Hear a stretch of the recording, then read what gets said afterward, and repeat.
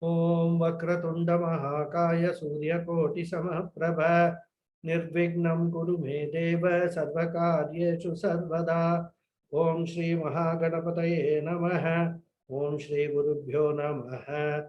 Harihi Om Sadashiva Samarambham Shankaracharya Madhyamam Asmadacharya Padyantam Vande Guru Paramparam Asmat Gurubhyo Namaha. श्रुतिस्मृतिपुराणानामालयं करुणालयं Namami भगवत्पादं शङ्करं लोकशङ्करं शङ्करं शङ्कराचार्यं केशवं बादरायणं सूत्रभाष्यकृतौ वन्दे भगवन्तौ पुनः पुनः ईश्वरो गुरुरात्मेति मूर्तिभेदविभागिने व्योमवद्व्याप्तदेहाय दक्षिणामूर्तये नमः।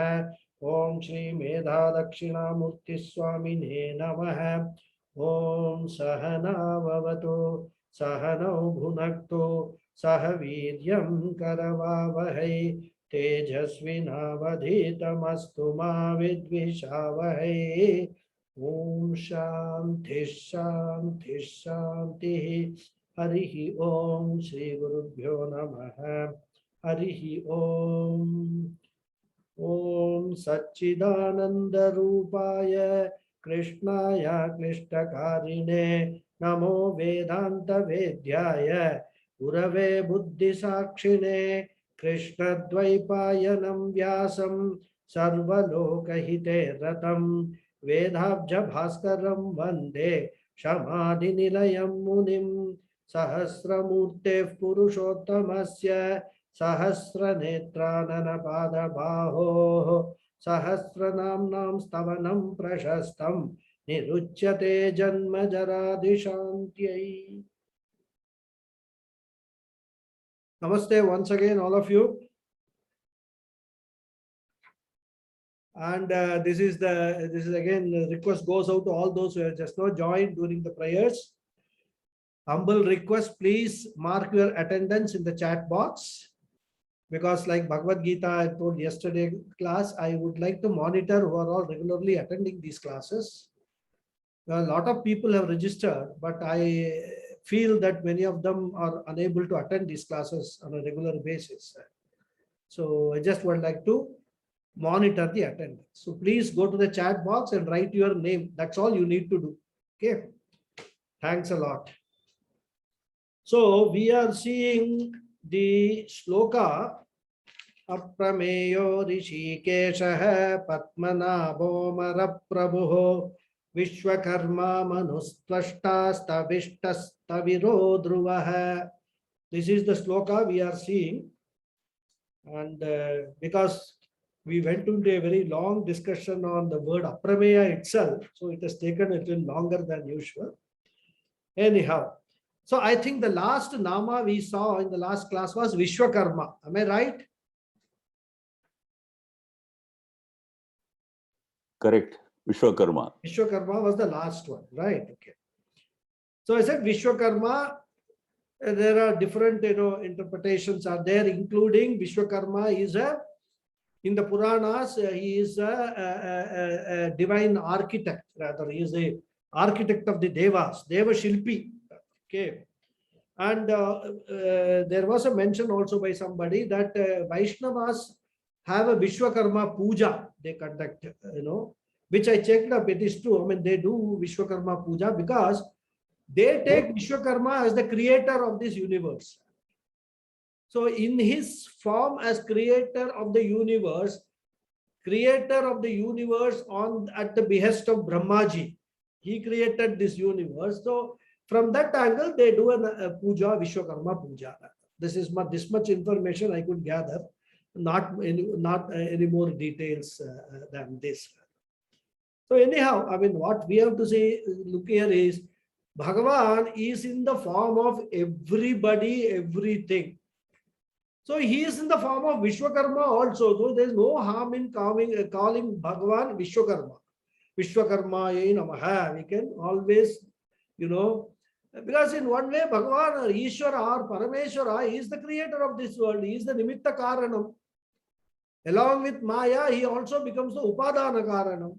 So as a cause for this entire universe, We can worship him in any name and form because being the cause, he pervades all the effects, and everything that is in the universe, including you and me, are the effects of that cause.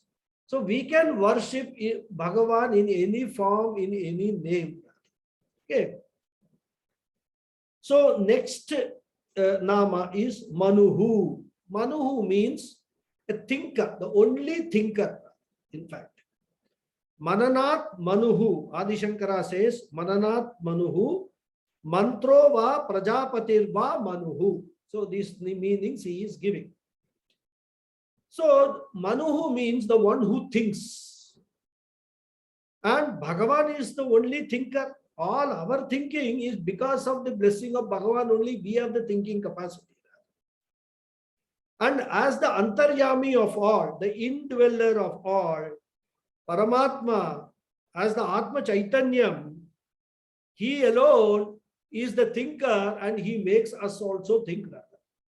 The thinking of Bhagavan is actually getting reflected in our own Antakaranam, and that is why we are able to think. So, Adi Shankara in his Bhashyam, he quotes from Brihadaranyaka Upanishad also. Na anya ataha asti manta. Manta means thinker. There is no other thinker. Na anya ataha asti. There is no other thinker other than Bhagavan Ishvara, other than the Lord. This is he's quoting from Brihadaranyaka Upanishad to give the interpretation for this word Manuhu. As I told you, Adi Shankara, he will not give his own meaning. He will actually take the meaning from somewhere, some Upanishads or the Bhagavad Gita, or somewhere he will take the meaning and say, this is the meaning in which we have to understand this particular Nama.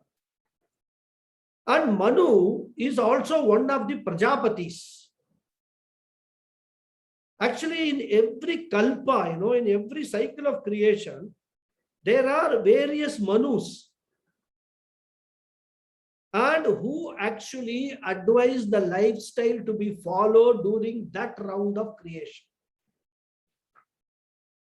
In this round of creation, in this Kali Yuga, we have got the Manusmriti. That's again the lifestyle that is required to be followed in this Kali Yuga.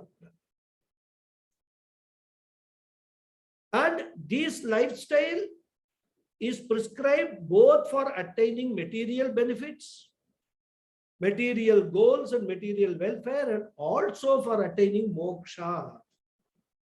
All this is prescribed in the Smritis, rather Manusmriti, for this kalpa. So it is Ishvara alone who functions through Manu, through as Prajapati. Okay. So the glory of Manu is the glory of Bhagavan, and therefore he is Manu. He can be called Manu also. He can be known as Manu also. So one who has gained the knowledge of Ishvara can also say Aham Manuhu Abhavam. Instead of saying Aham Brahmasmi, you can say Aham Manuhu Abhavam. I was Manu before. Now I am in this form and name. Sorry, I was Manu before. Like that you can say. And Adi Shankara adds one more shade of meaning. Manu also means mantra. All this mantra, Veda mantras and all, that is also called Manu. So the Lord alone is mantra because the cause for mantras is the Lord alone. All these mantras, Veda mantras have been given to us by Bhagavan only, by Ishvara only. Excuse me.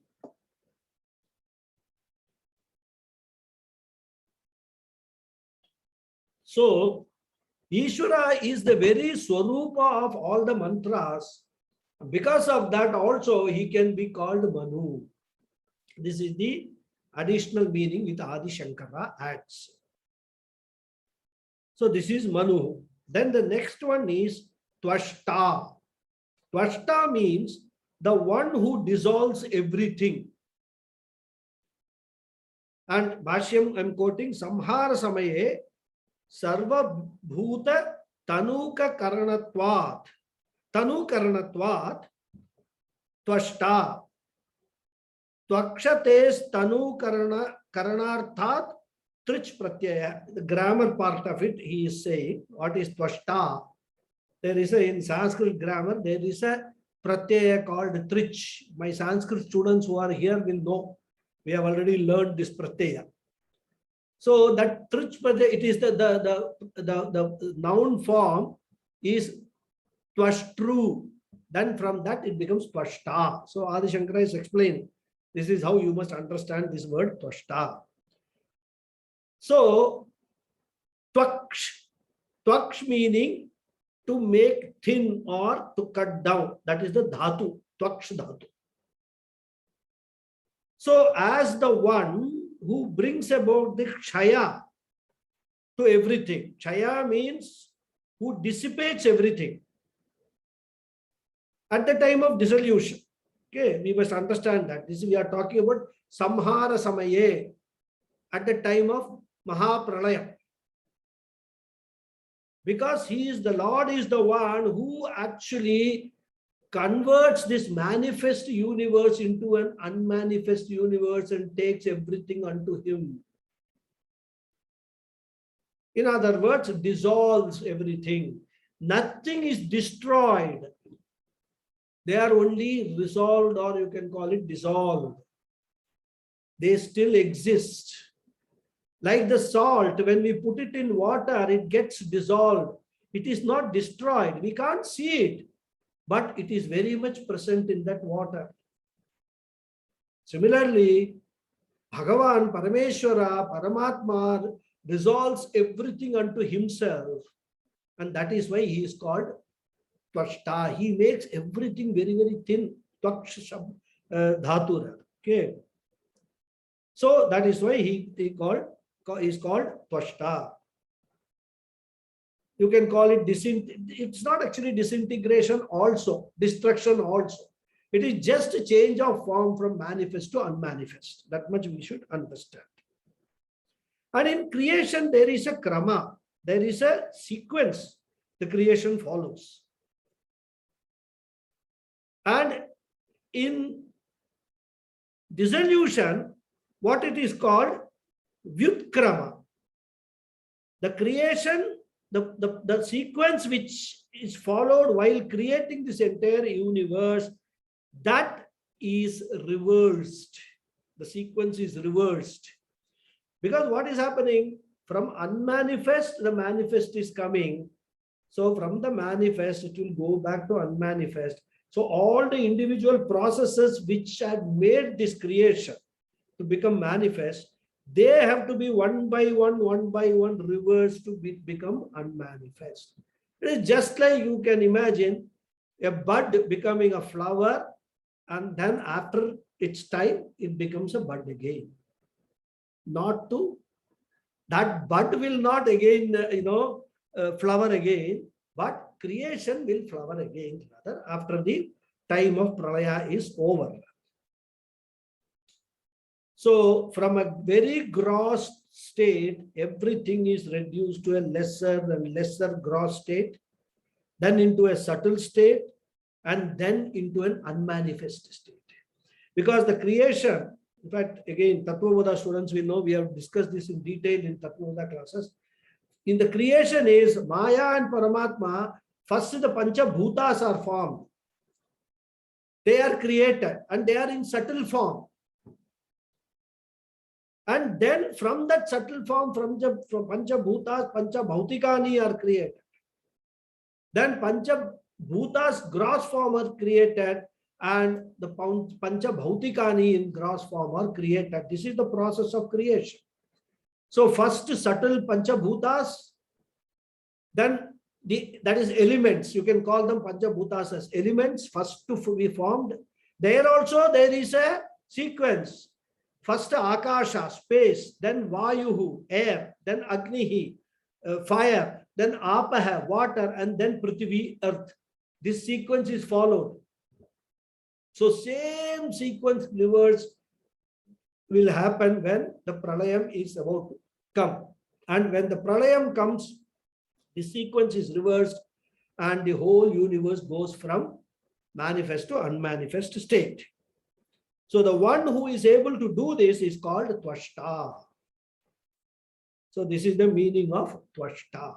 The one who can convert at the time of pralaya, who is able to convert the manifest into unmanifest. Then Stavishtaha is the next nama. Stavishtaha literally means the stoutest, fat, Stavishta. Atishayena stulaha Stavishtaha. Very simply he says, Adi Shankara, Atishayena stulaha. He is stout because he is Virat, he is everything in this universe. He is in the form of the entire cosmos. Include mountains, rivers, everything, all planets, all stars, everything that is there in this cosmos is his Swarupa, is his Rupa, it is his body. So you can imagine a person with everything as his body. Sahasra Shirisha Purusha Sahasraksha Sahasrapat Sabhumir Vishwato Vritva Atyatishtat Dashangulam. Purusha Suktam starts with this mantra only, describing that Ishvara. The one with a Sahasra Shirsha, countless heads. Sahasrakshihi, countless eyes. Sahasrapat, countless legs, limbs. In fact, you can extend it to limbs. Path literally means legs, but you can extend it to limbs. Sabhumir Vishwato Vritva. He is from the earth to, the whole cosmos he is occupying. And that is only Atyatishta Dashangulam, 1/10 of his Rupa. So if you just imagine that, if you are able to visualize that form, it will be what? The stoutest only, Stavishta form. Okay. Nothing can be stouter than him. Because when we talk of stout, being stout, when we are comparing things which are known to us, we can compare. Like an elephant is stouter than maybe a goat. A hippopotamus is stouter than a lion or something like that, we can compare. But what to compare Ishvara with? There is no comparison. So he is the stoutest. Stavishtaha, this is the meaning. Then the last nama in this sloka, Staviro Dhruvaha.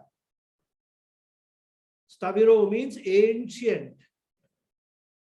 He was there from beginningless times. Before the universe came into being, Ishvara was there, Paramatma was there. And Dhruvaha means unchanging.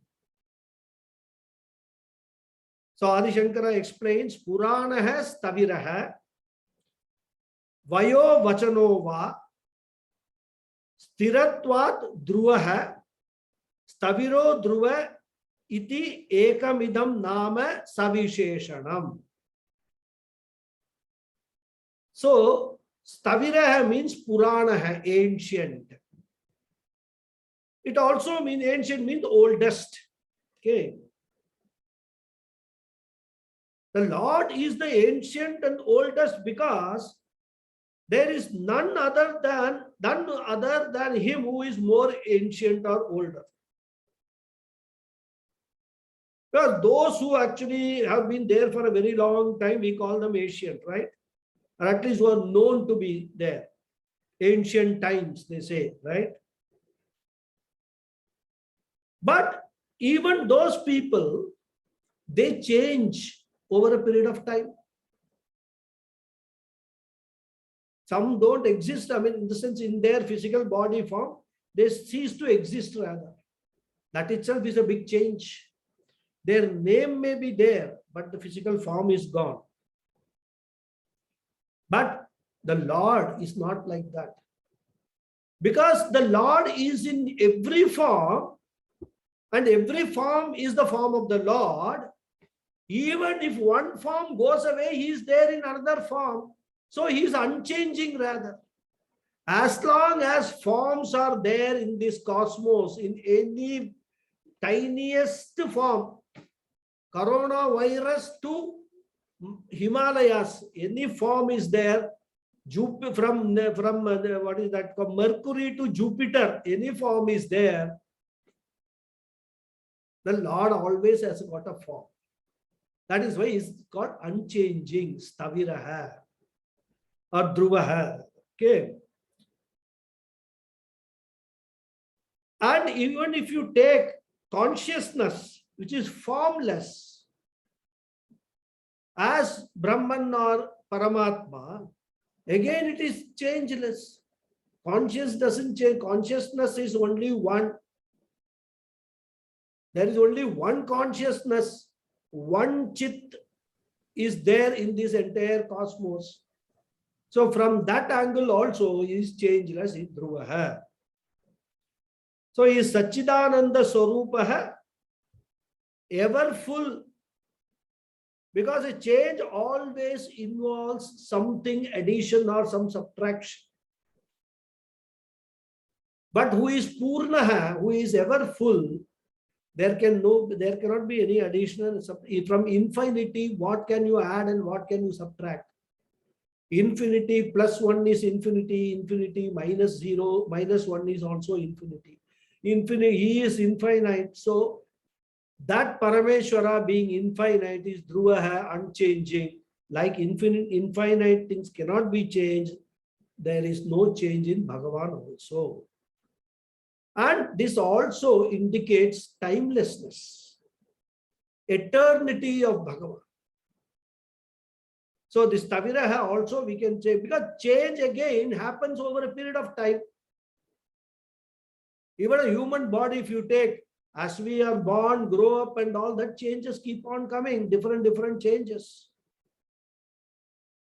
I think I have told you the Shad Vikaras which human body goes through.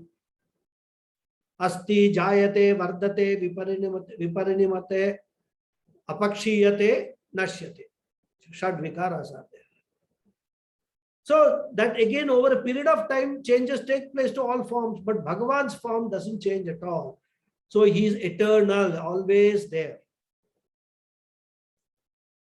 But having said that, old age is necessary. Death is necessary, because without death there won't be any renewal. Everybody will be remaining on this earth. You can just imagine if there are no deaths, what will happen? That's why, in economics, those who are economic students, there is a theory called the Malthusian theory of population. You all heard of that Malthusian theory of population? Yes, Raghuji, many years ago in economics class, many. Yes. So Malthus theory is, as the world's population goes on increasing, certain natural factors will intervene to reduce the population so that the equilibrium is maintained in this entire world. And he has proved this with various historical incidents and all that. So there is a certain capacity that the earth can stand in terms of human beings and all the adharmas that they do. The cumulative adharmas which they do to destroy even the very planet that we are living in and we are dependent on. The Prithvi watches this, the cosmos watches this, all the forces watch this. And when they find that there is now a need for a small correction in this population equation, they will introduce a corona. I mean, we can look at it purely from an economic theory point of view, all this corona, COVID business and all. This intervention happens, or it can happen in like a earthquake or like a tsunami, like that. All these natural calamities. That's what Malthus says. Some natural calamity will intervene to reduce the population of this world. So that is why old age, death is necessary for maintaining the equilibrium of this life on earth. That will make room for the new people to come in, or new entities to new lives to come into this world rather. So Lord as Twashta, the clearing agent, has appointed one person called Mr. Yama. And Mr. Yama has been delegated this duty that whenever this cleaning is to be done, you should go and clean up this. And that's why we have got all the stories, Yamaraja coming with his, what is that, Yamadutas, and then taking away and all that kind of thing. All very nice, beautiful stories are there. But who is behind Yama? Who is the power behind Yama? It is the President of India, like Lord only. He only has delegated all these powers. So, in the form of Twashta, he is the one who, one meaning we saw was he converts manifest into unmanifest. Then here in this as a Dhruva, remaining unchanged, he makes all changes happen to his creation. So this Tavira and Dhruva should be taken as one, not separate words rather. That's why Adi Shankara has also dealt with as a single nama, Staviro Dhruvaha, like that. Okay. So, being the oldest, he does not undergo any change, and he is the Twashta who is making all these things happen. Okay. So, this is the sloka starting with Aprameya. Now, let us go to the next sloka. I will chant. Those who want to chant, you can mute and then chant. Agrahya Shashwata Krishno Lohitaksha Pratardhanaha Prabhutastrika Guptama Pavitram Mangalam Param. So this sloka again has got 9 namas. Agrahya Shashwatah Krishnah Lohitakshah Pratardhanah Prabhutah Trikakupdhama Pavitram Mangalam Param. 9 namas, right? Yeah. So let us see them one by one.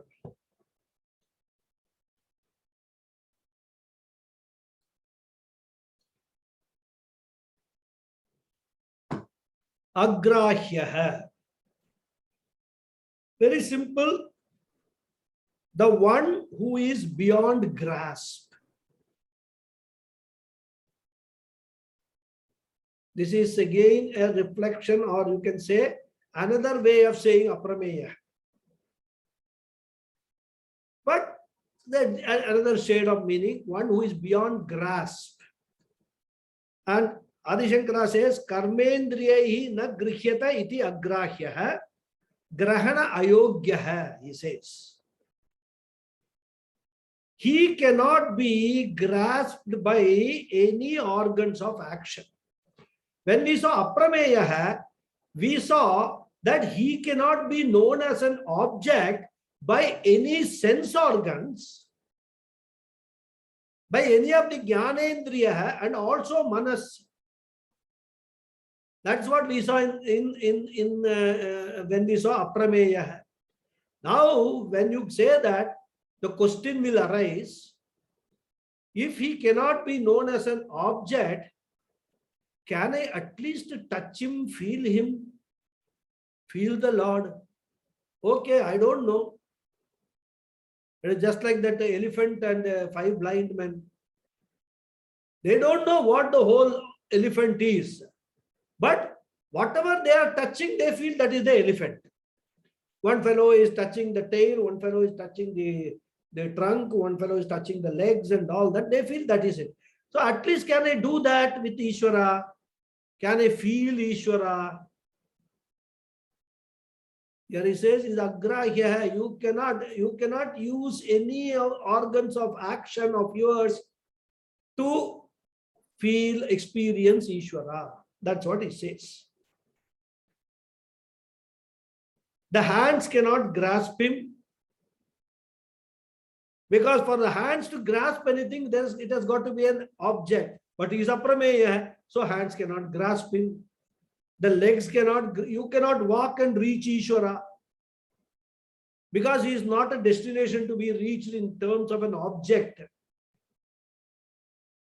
He is a destination to be reached in terms of a human goal. So he is never available for grahanam. Grahanam means to catch hold of, to hold, grasping by any organ of action.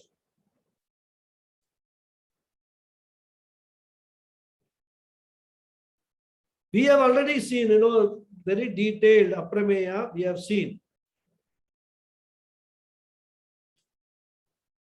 But if we cannot understand something as an object, we cannot get the knowledge. There are so many things which are not objectified, but we still get the knowledge of that.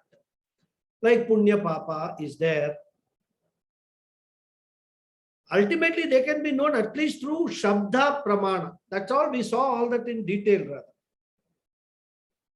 So there are adrishtas which we cannot see, but they are existing rather according to Shastra. It's like a tree, seed in a tree. Rather. We can't see the seed. We can't see the tree inside the seed, but when the seed grows, it is the tree comes out rather. Actually, the tree is there in the seed, but we can't see it. Okay. The Lord, in his essential nature, is Nirguna Brahman. Formless, attributeless entity, or even entity saying is wrong, principle. He is a formless, attributeless principle, which is, there are three principles which are what? Existence principle, consciousness principle, and limitlessness principle. This is what Lord is in his original form. By nature, this is the aspect of the Bhagavan, of Parameshwara. Essential nature. And these three things, these principles, they cannot be objectified by any perception, right? They pervade the objects. Through the objects, we can understand the principle behind it. When we say something is, we understand that this is the existence principle of Ishvara, which is pervading this object, and that is why this object we are able to experience it as existing. We use the word is for that. Similarly, when we look at sentient things, living things, which grow, which move around, unlike insentient things, we say that there is some principle behind this which makes it move around, and we call that consciousness principle. So these principles is what we are able to understand from what we experience in terms of objects in the world. But the principles itself are not the object. They are the reality behind all the objects.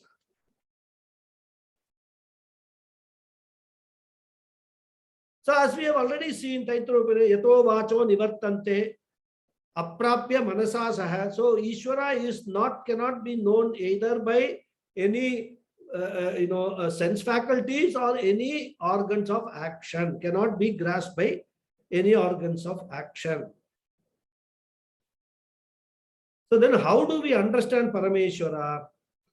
There is only one limitless consciousness and limitlessness is not an attribute.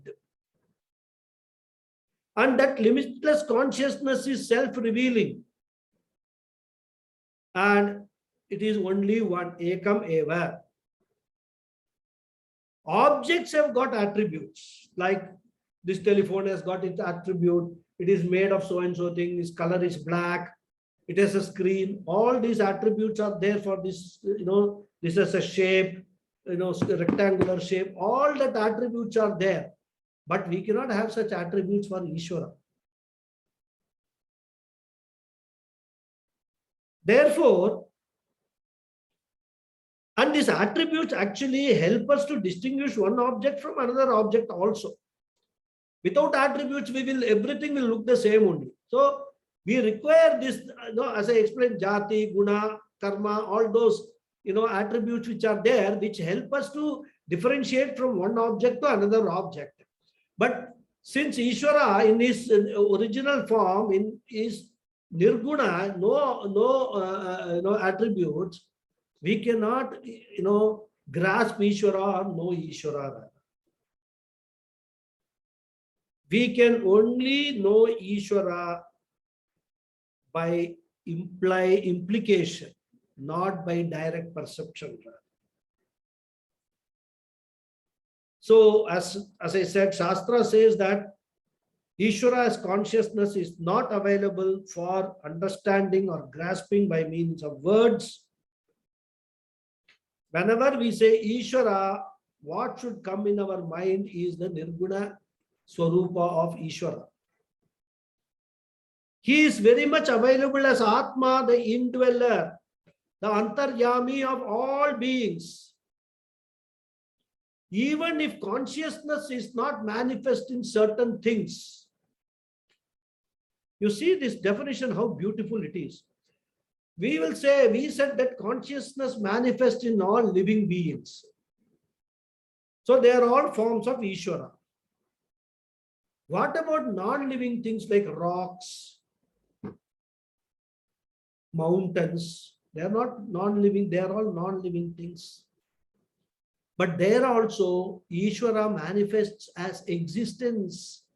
We say rock is, mountain is, we say that is there, So depending upon the medium, Ishvara manifests either as existence or as existence and consciousness. Because to manifest as consciousness, there certain medium is required. Consciousness cannot get reflected in a dull medium. For example, for the light to reflect very well, we require a glass-like medium, in a reflective medium. If you shine that light on a wooden piece, it will not reflect that light like a mirror reflects. So both existence and consciousness, both are principles which are pervading this entire cosmos, all objects. But in some, the manifestation is only in the form of existence, which are inanimate things. And in animate things, which are sentient things, it manifests as both existence and consciousness. That is the Ishvara. So if we want to know Ishvara, we can know Ishvara only through this implication, that the existence in this particular object is Ishvara. The consciousness in this living being is Ishvara's manifestation only. So this is looking at Ishvara as from a Nirguna Brahman aspect. We can also look at this Nama from a Saguna Brahman aspect also. As the creator, that is Ishvara is Brahman plus Maya, combination of Brahman plus Maya, which is what we call Ishvara.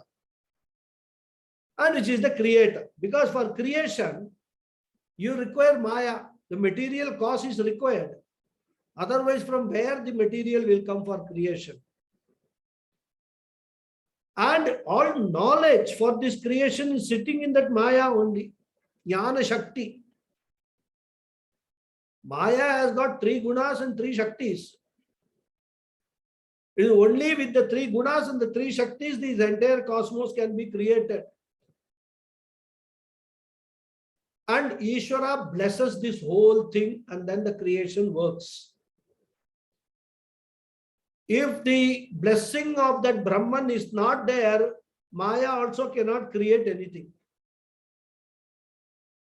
So that is why in our Shastra we take Maya as Ishvara, Maya and Brahman together as one entity which has created this whole world. For the sake of further division, we say it's a Nimitta Karana, Upadhana Karana, that is the efficient cause and the material cause and all that. Eventually, they have to come together to create the world. It always involves 2 entities to create anything. That is how we explain. So this is Saguna Brahman. From a Saguna Brahman point of view, this Sarvajñatva of Ishvara is also Agrahya.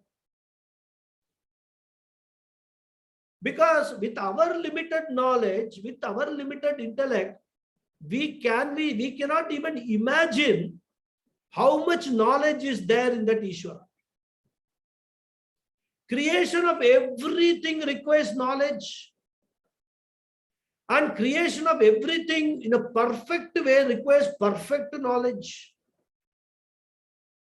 Even when we want to create something, we cannot attain perfection in the first stage itself. Through repeatedly doing that, we may attain perfection at some stage, at that too, some of us, in some activities.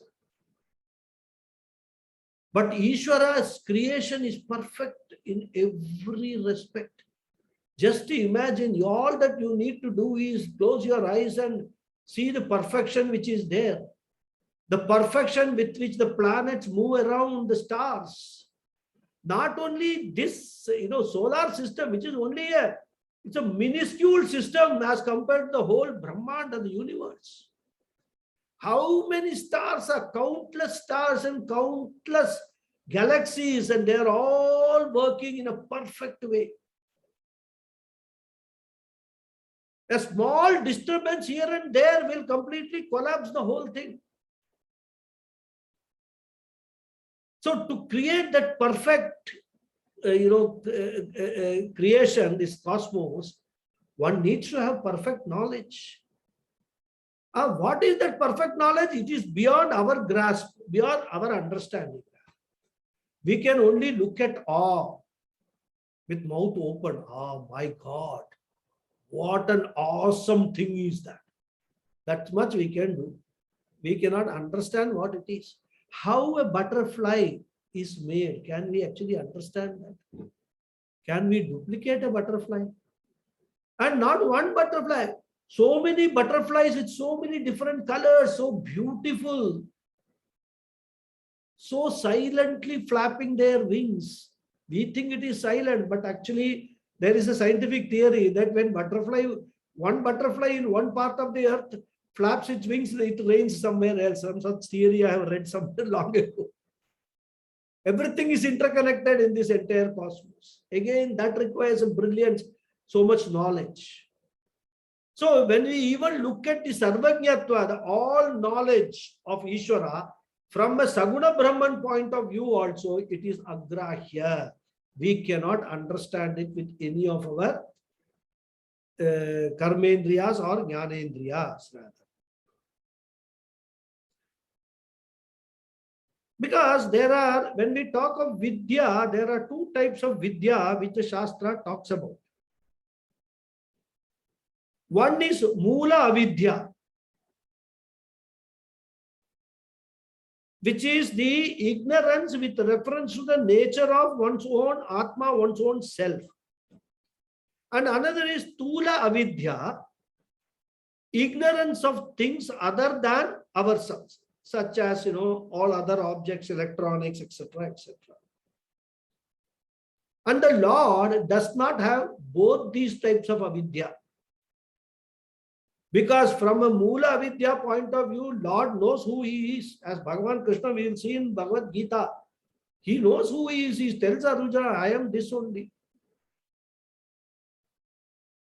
So he is no ignorance about his real self. As a Sachidananda Swarupa self, he is no ignorance.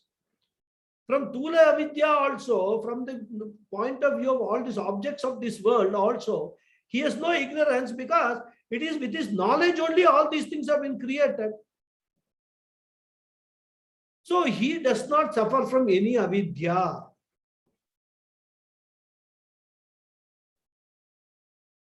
So he knows everything about everything that is there in the universe.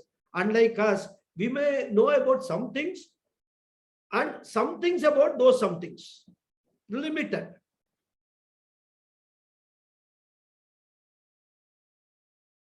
So this Sarvajnatva or Sarva Shaktimatva of Ishvara, that is also agrahya, that also cannot be understood by us. And the Sarva Shaktimatva also manifests in so many forms in terms of all the powers. Again, Ichcha Shakti, Jnana Shakti, Kriya Shakti, all Maya contribution. So that also is agrahya, that cannot be grasped.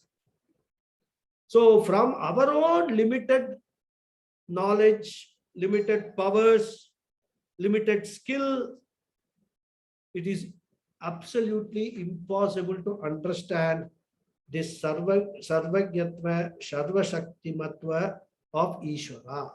And that is why he is agrahya. We cannot grasp what that Ishvara is.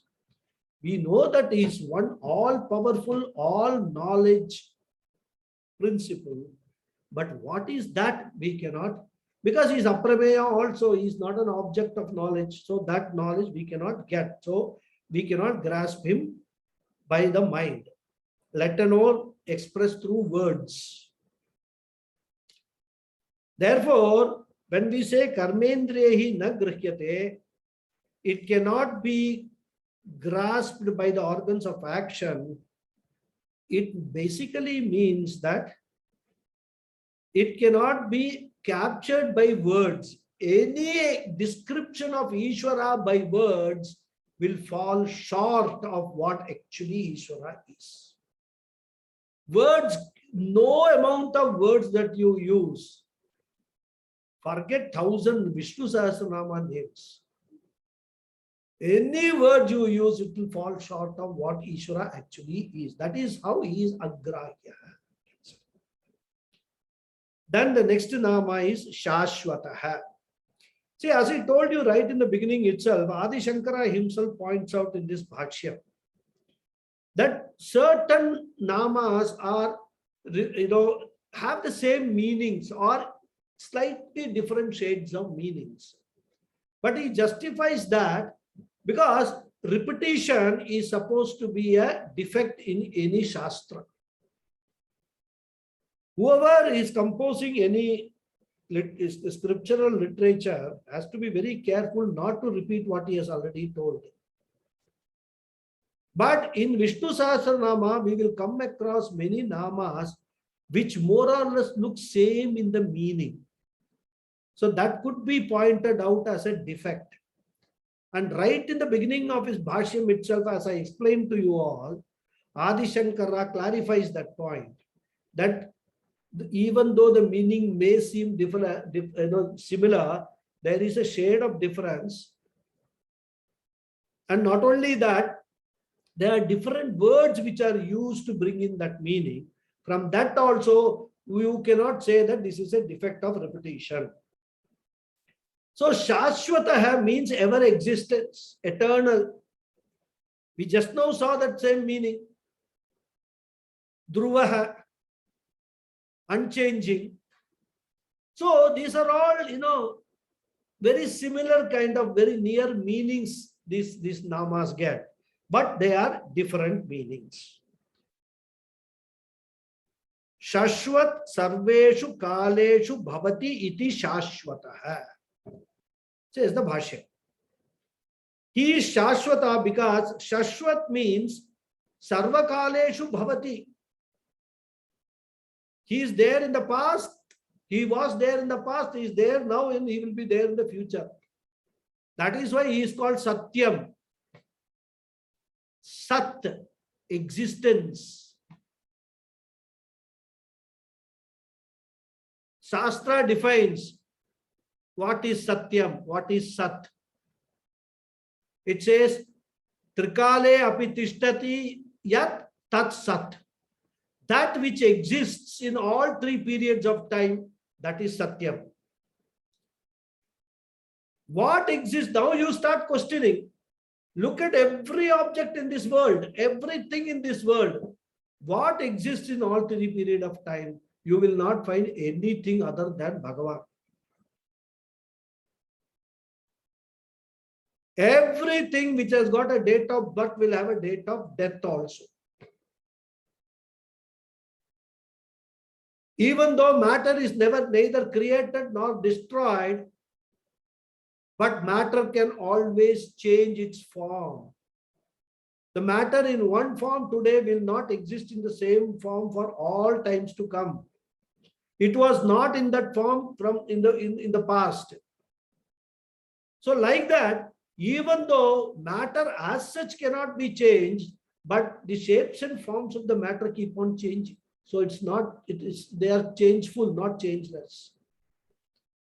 If there is one thing changeless which was there in the past and now and also will be there in everlasting future, is Ishvara, Bhagavan, Paramatma only. That's why he says Sarva Kaleshu Bhavati. And Mahanarayana Upanishad actually says this, Shashvatam Shivam Achyutam.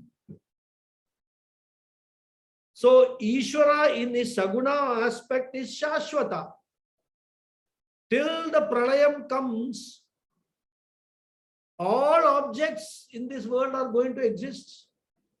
The forms may be different, but existence will be there. Even when Pralayam happens, when the whole creation goes from manifest to unmanifest form, from the bloom form to the seed form, the seed also exists. It doesn't disappear. It is waiting for sprouting again in the next kalpa. So existence never goes away. As a principle, existence never goes away. It is always there. And that existence is what? Ishvara. And even Maya exists in the form of the seed. What has been converted into a seed is nothing but the entire Maya Jagat has been converted into a Maya seed now. That Maya seed will now next kalpa sprout and become another Maya Jagat. And Ishvara as consciousness is there to ensure that this happens. So Ishvara has to be there as consciousness, Ishvara has to be there as Maya. But they both are everlasting. From beginningless times they are there. From endless time, that is the word endless is not there. Eternity, for eternity it will be there. Even when the whole cosmos becomes unmanifest, Ishvara and Maya will continue to exist. That is what is Shashvataha. Eternal. And as I said, both from the point of Saguna Brahman aspect and Nirguna Brahman aspect also, he is Shashvata, Ishvara is Shashvata. Then the next one is a very nice word, Krishna, right? Lovely word. The word Krishna has got two meanings. Krishna, one meaning is the ever joyous, always happy. Another is the one who has got a blue-black complexion. It is not black, mind you, it's blue-black complexion. That's why whenever we see the photos of Bhagavan, Krishna or Rama and all that, even Vishnu, it is never depicted as black. but it is the bluish tinge is there in that black. So Adi Shankara says, Sadananda Atmakaha Krishnaha Krishihi Bhuvachaka Shabdaha Nascha Nirvritti Vachakaha. Krishna has got two words, two letters, Krish and Ni. He is explaining that what is Krish stands for and what is Na stands for. He is explaining that. We will see the meaning. Vishnu tad bhava yogacha Krishna bhavati shashvatah iti vyasa vachanat Krishna varnatmakatva. So varnam, that is his complexion. This is what he says. Krishir bhuvachakaha. In Sanskrit, the verbal root krish has a meaning of satta, existence. And na means ananda. So Lord Vishnu is called Krishna because he is always Sat Ananda Atmakaha, of the nature of both existence and joy. So out of Sat, Chit and Ananda, the Sat aspect and Ananda aspect are brought out in this word Krishna. So in other words, he is such, you can then add Chit also to this, because Sat and Chit, Sat and Ananda cannot exist without Chit. So he is Satchidananda Swarupa Swabhava. So Krishna itself gives the meaning of Satchidananda Swabhava.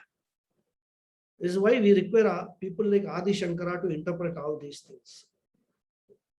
Because of the knowledge of Sanskrit, that Krish has got a word meaning which is equivalent to the meaning of Bhu Dhatu. Bhu means Bhu Sattayam. Bhu means to exist. Krish also has a meaning exists, which many Sanskrit students also will not know.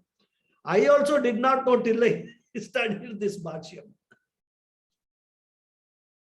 So that's a beauty, when you read the Bhashyam, not only that you understand all these things from a spirituality point of view, your Sanskrit also improves. Anyhow, what's the time? A couple of minutes, we'll finish this Krishna. Okay. So Krishna, as we all know, is an avatar of Vishnu.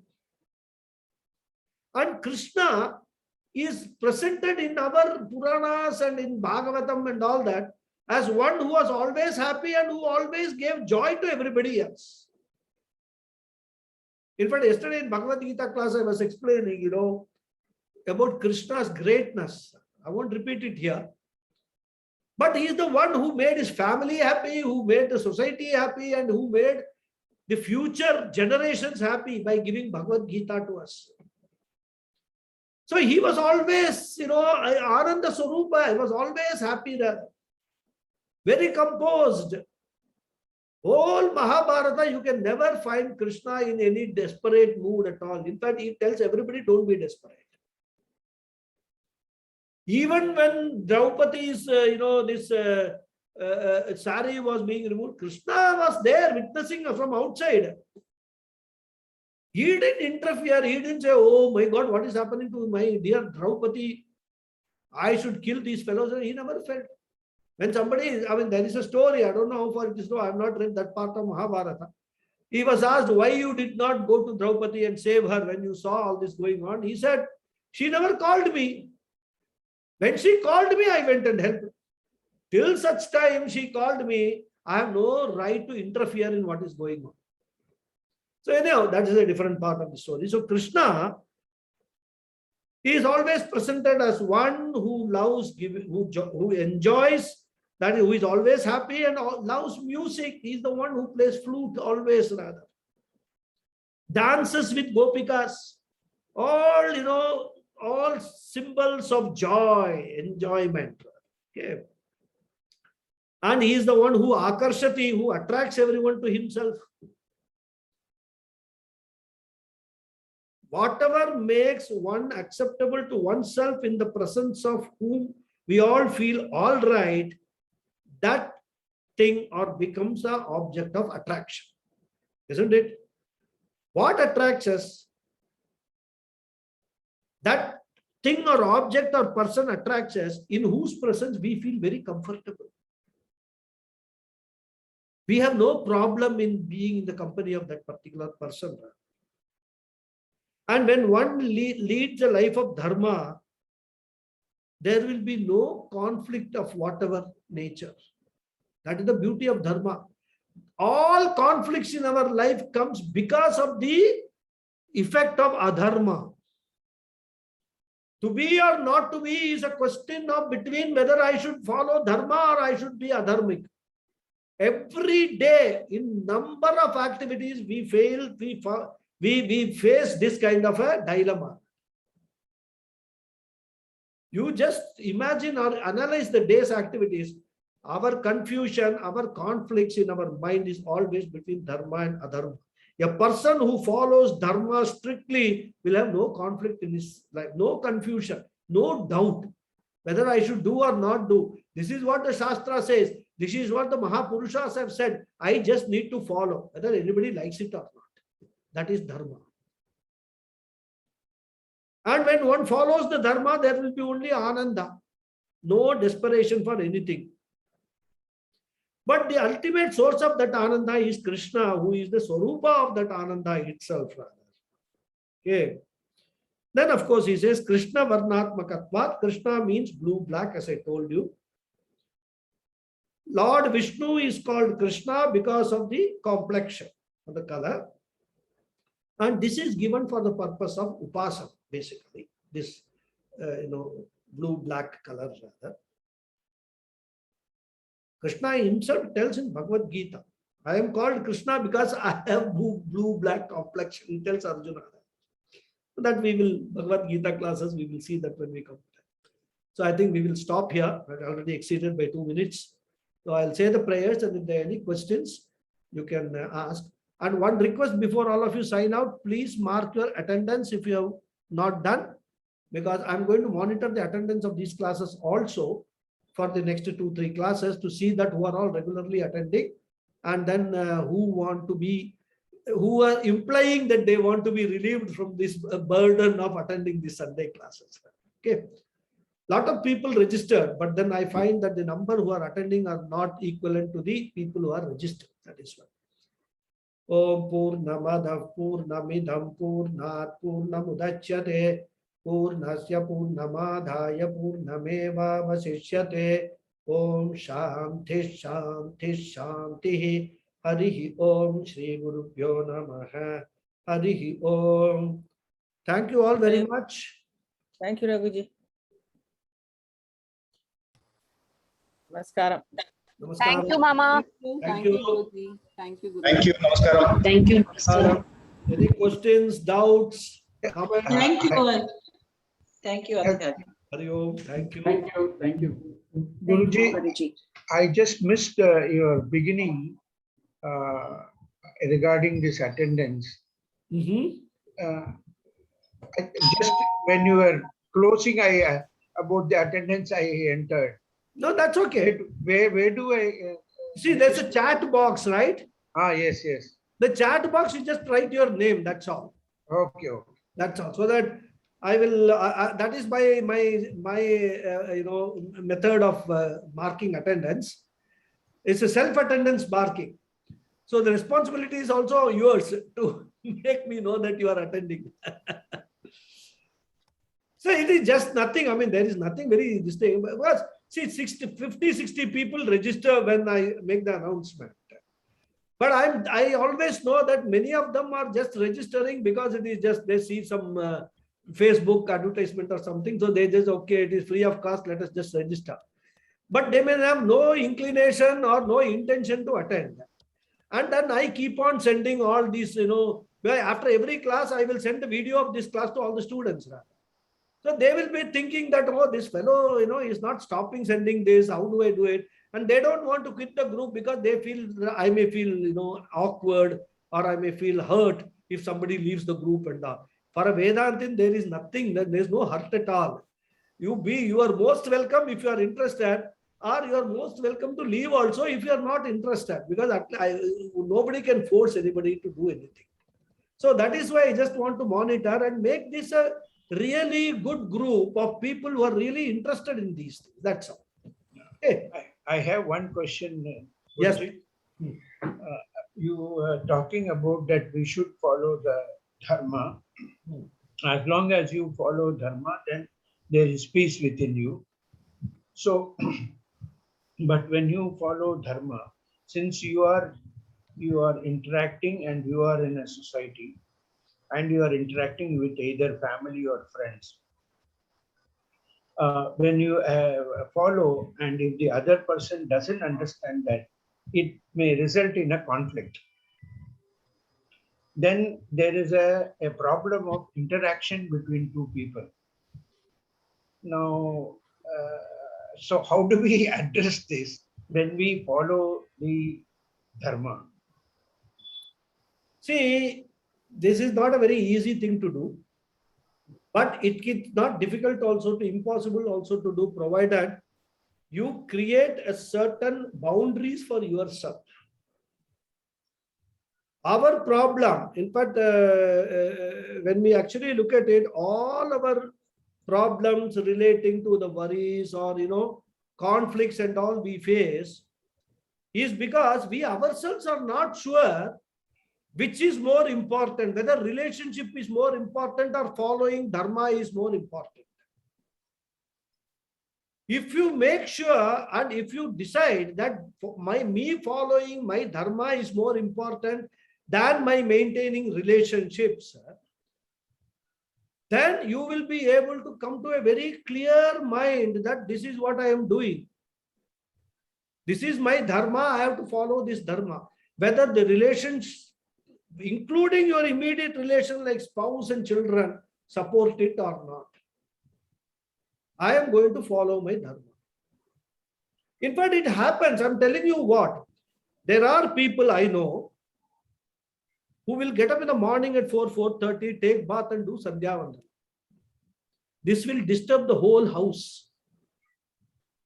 And the son will say he will be sleeping, he must have been playing some games till 12 o'clock, 1 o'clock, midnight, previous night. And he wants to sleep till 8 o'clock in the morning. What is this father getting up in the morning, 4 o'clock and disturbing the whole house, switching on the lights and doing all Sandhya Vandanam business and all? Now, if you value your relationship with your son to such extent that he does not have any value for what you are doing being your dharma, then you have to decide whether you want to stop doing Sandhya Vandanam and please the whole family and you also sleep till 8 o'clock, or you say, I am going to follow my dharma. If you people want, you follow me. Otherwise, you are free to do whatever you want to do. I am not disturbing your sleep. Because of that, you find a place to sleep wherever. I am going to do my Sandhya Vandanam. That is my dharma. So these conflicts will arise. Forget outside relationships. I am telling you, within our own mind, the conflict will arise. Telling a lie, that is also adharmic. How many times are we able to resist, tell the truth? Very difficult in this world.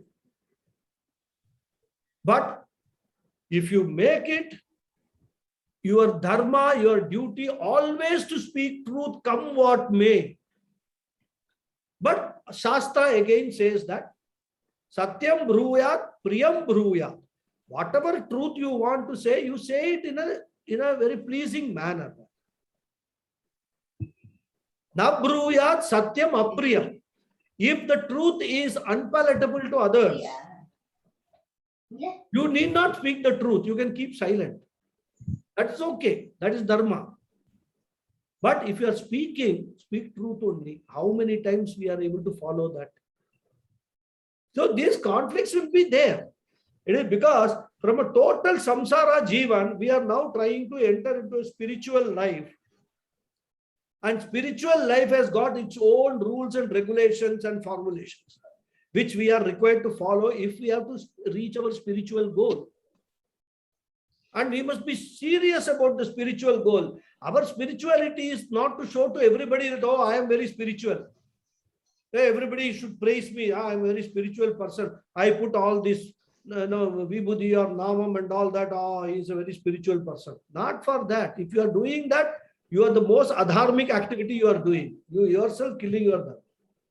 Your spirituality should be for your own growth, spiritual growth. If you understand all these things, then one by one, slowly, these conflicts will be resolved. And as I've been telling in other classes also, if you actually analyze our relationships, there are two types of relationships that we have. I'm just taking extra time. Huh? One is general relationship with the world. Another is a special relationship with certain limited people or limited, objects. These are the two kinds of relationship that we enjoy. Whenever there is any conflict, the conflict is mostly never with general relationships. The conflict is always with our special relationships only. With whom we want to maintain the relationship, we feel that the relationship is adding to our life and all that. Whether it is your immediate family members, or it could be even close friends rather. It could be even your house in which you are living, a special relationship. Oh, this house, I have lived here for 50 years. So dear to me. Attachment. The attachment or raga comes from these special relationships. There is no raga when it comes to general relationships. And this raga attachment is what leads to all conflicts.